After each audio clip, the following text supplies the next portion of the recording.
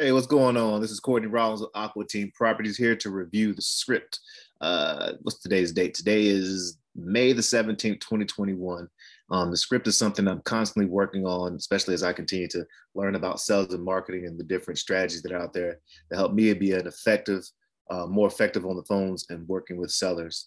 The first thing I want to talk about, though, is if you are a cold caller or if you're in sales in general, is it is a skill that we constantly must work on. It is a learnable skill to be able to close. Now, some people are more inclined to be personable, to be able to connect with folks and all, but it is definitely possible for folks who are maybe more introverted or perhaps don't feel as smooth as you think you're supposed to feel as a salesperson to learn these skills, to take this as a science and a craft that you can work on if you're willing to put the work in daily and participate in the trainings and opportunities that are out there that hopefully will provide, and as well as out there in the world.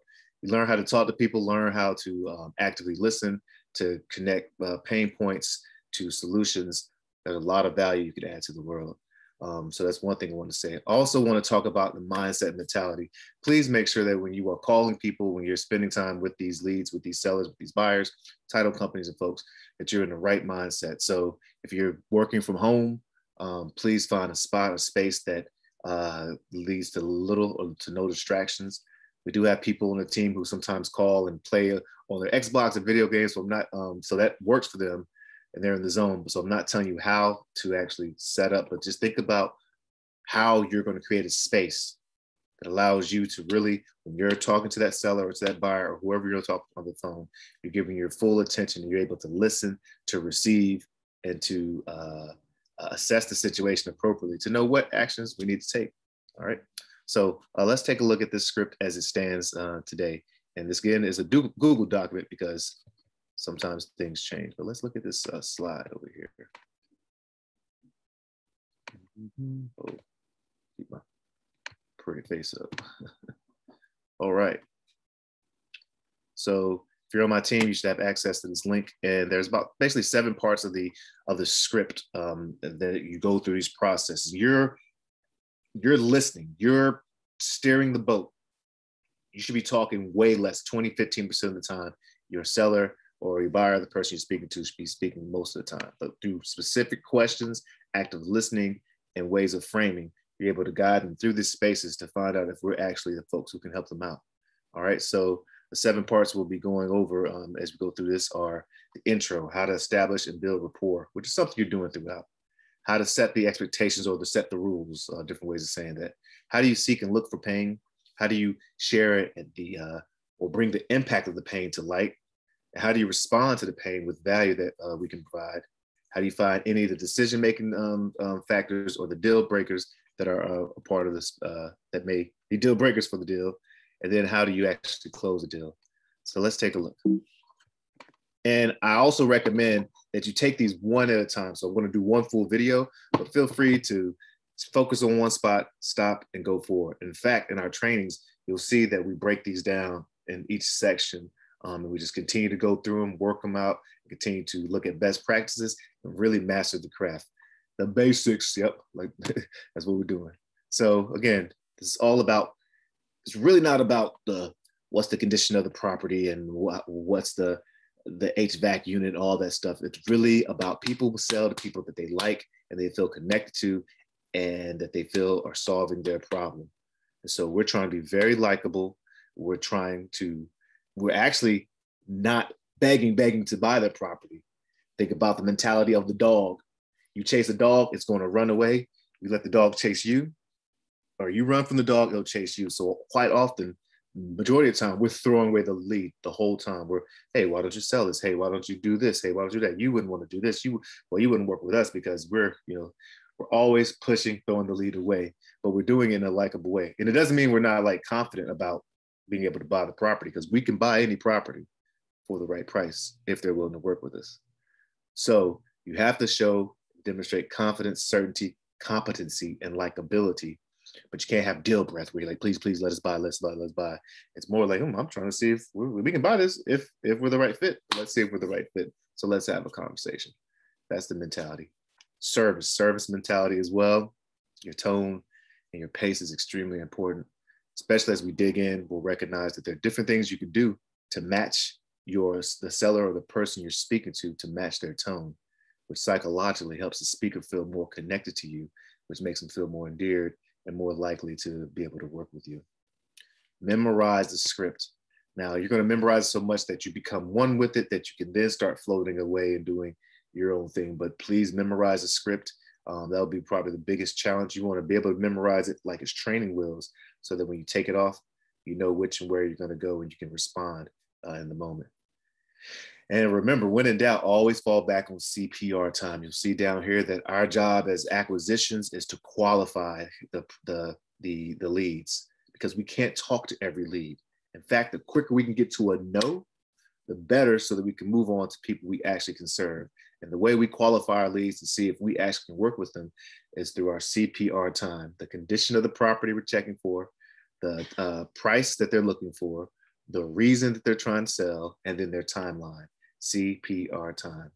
And then practice every day, as we said.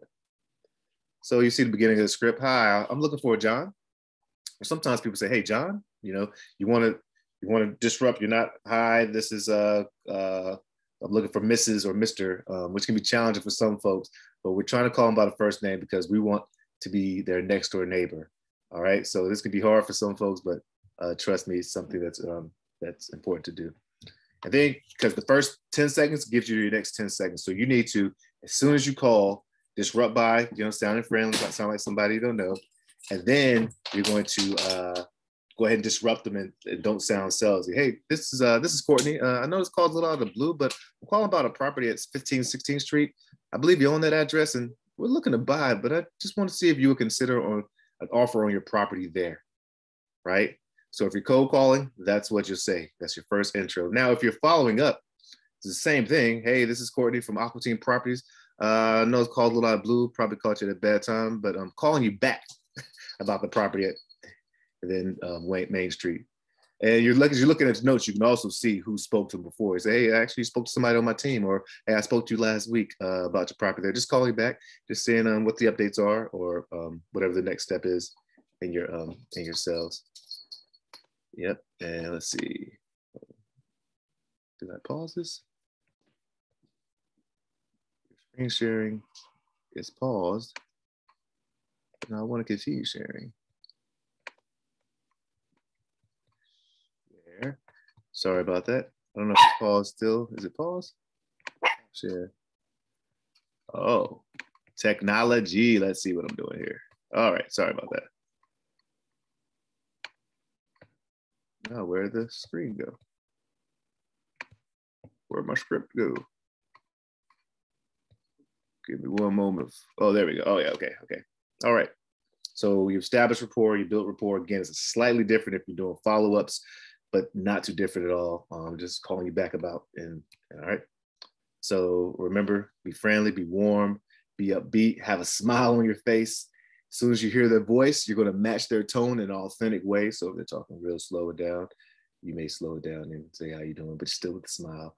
If they're upbeat, hey, how you doing? Hey, how you doing? You're matching their tone, but in your authentic way. If you cannot pronounce the seller's name, then simply ask for the owner of, then fill in the blank of the property. Those are the notes there. But again, you have access to this slide, so I'm not going to read everything verbatim. I just want you to hear from my voice some of those points. The second stage is to set expectations. And that's basically setting the rules. This is what we're going to do, and we're going to do this, and do we agree? So if they're going to respond, yes, I like an offer, or what's your price, or what do you got, or all this stuff. Like, well, great. Well, we base our offers off for three things: the condition of the property, the market value, and the seller situation. So if you don't mind, I have to ask a few questions and see if we're the buyers for you. Awesome, great. You'll see up here, there's some other stuff. We can't buy your property, but I think that's a little cumbersome. As a matter of fact, I should take that out. Matter of fact, I'm going to do that right here live. So the script that you receive will actually be updated, because I think that was a little clunky here. So I'll just ask you a few questions, see if we're the right fit. So it usually takes about 5 to 7 minutes to see if we're the buyer. Does that work for you? Then you go into CPR. So tell me a little bit about the condition, and then you just shut up and listen. And they'll you taking notes in your the CRM that we use, the customer relations management system that we use. You'll take the notes, detailed notes, everything they say, what their mama's name is, what they like, everything they're saying, so that you can or someone else on our team can follow up and look at the notes and see if there's any opportunity to make a connection or to help folks out. Again, you're setting stage. Setting stage has to know, okay, after this, we're either going to, find out if we're actually the buyers, if we're in the discovery stage. So does that make sense? Cool. It establishes competency, or establishes rapport through competency. All right. Seeking paying. This is the point where they start talking about the condition of the property, or a tenant, or they need to get out of the property soon because they have a new job, or they're maybe they don't have any pain, or maybe they need money for a quick move. But you're asking open-ended questions about that, So tell me more about the tenant. And so when do you need to sell? That's a great one, which is based on the timeline. So if we agree to a price, agree to terms, what's your timeline for selling? What type of repairs does it need?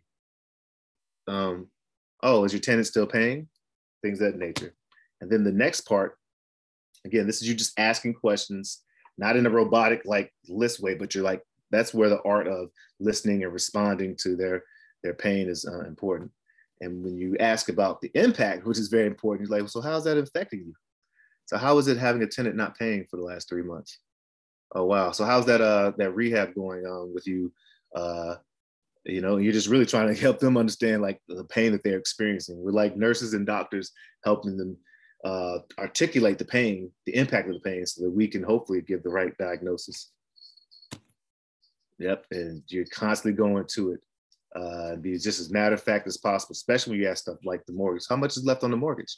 Okay. You just matter of fact, because some people sometimes take offense to that. But there's ways to get around that if they do. And we can talk about that in the future. Remember, you're always pulling away. This is okay, well, why don't you fix it up? Well, why don't you list it? These are things that they may. I hate a realtor. I don't want commission, or I don't want people trumping through my house. Okay. Again, you're not offering solutions at this point. You're just listening as a friend, and then respond to the pain with the value yet. After you take your notes, it's well, John, it sounds like here that, and you repeat what they're saying. And it looks like, this is something that might work for us. Hearing the fill in the blank pain, we may be able to alleviate that by, fill in the blank of our solutions. And our solutions are usually buy it as is, usually take it as cash, no real estate commissions, and things of that nature. But it really also depends on their situation, because they may not need a quick sale, which is one of our benefits we can provide. Maybe they need to stay in there longer. We can provide those benefits. So that's why I don't like rattling off everything we can do at the beginning, because one, it gives all our candy and leverage away, because they know everything we can offer and they don't need us anymore to explain what we can do. And two, it may not be information they need. And so you see a lot of words up here, but some of this is about explaining to them, hey, this is what we do. This is basically price conditioning. This is why we need it as a discount, is what a lot of this is saying. So once you get this and you actually read here, you'll see some of the notes here that help us condition the seller to understand, hey, we come out there with serious buyers, but we have to get it at a price that works for everybody. You have to be willing to work with us. So let us know. We don't want to waste your time. All right. When you see this, yeah, that's what that part is. And yeah, there it is. People like to buy, they don't like to be sold to. So just remember that you're not like the deal breath. Hey, we can buy this, we can buy this, we can buy this, and all. It's well, this might be a solution that works for you. Remember, the seller is always the hero. It's not about us, it's about the seller. So we're always talking from their perspective, their point of view. Of course, you need to find deal breakers. So is there anybody else that you're talking to about this property, or any other offers you've taken? I'm sure you've taken more offers, huh? Or who else you need to speak to about moving forward? Don't say who is the decision makers. In the prior video, I actually used that phrase, but I was growing and learning from, I think, a Steve Trang video, how that can be a real salesy way of saying stuff. Who else are decision makers? But you can say, is anybody else you need to talk to about this offer? Because if you find out you need to talk to the sister, or you need to talk to the wife, or you need to talk to his partner or anybody, you need to know this. Or if there's something, you need to know how they're making a decision and what deal breakers are involved, so that we don't get ghosted or lose a deal because we didn't respond to something. And still, sometimes that happens, but it's better to know now than be burning our energy on a deal that is not going to come through. All right. And then we close the deal. So, we have, what's next? All right, cool. So if you're making offers, you're putting it out there. And I'm not talking about the logistics of how to get the email and e-doc signed. That we'll go over. I'm talking about making sure that they have that pre-commitment. They're like, hey, all right, we agreed to terms. We agreed to things. What's next? Well, I guess we're going to sign some paper. All right, if I come out there, don't say it like that. But if I come out there and we agree, on everything, what happens next? I love that question. What happens next? Well, I guess we'll sign something. All right. So you're telling me you're prepared to, if we agree on everything, we're prepared to sign today? Sure. This is before you even put the offer out. So then you go back. Okay, it looks like this, looks like this. We need to be at this. What if we were here, And then you give the price. What if we're at 35,000 or 200,000, whatever the price is? And they're like, yeah, that works for me. All right, so cool. What's next? Well, I got to think about it. Like, well, wait a second. I'll help me understand. I thought you said if we were on the, if we agreed to terms, which we did, and all this, you'd be ready to move forward.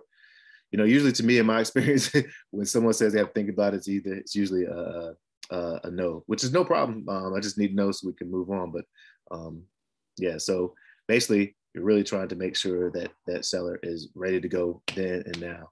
And if they're not, then we plan accordingly and put them in our follow-up until they are ready to close.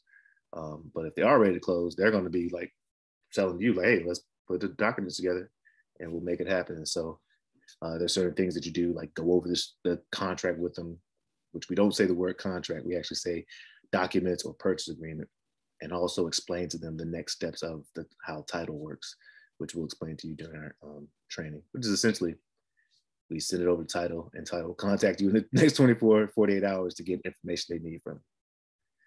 So there it is. That's our script as it is now. I'm excited for you to join on board. If you have any questions, please let me know. It's something that we're constantly working on and getting better at. As you see, there are some changes that need to be made since the last time I looked at it based on where we've gone. But excited to have you on the team. Please let me know if you have any questions at all and thoughts or anything. And we're going to rock and roll. Courtney Rollins, Rising Tides. Peace.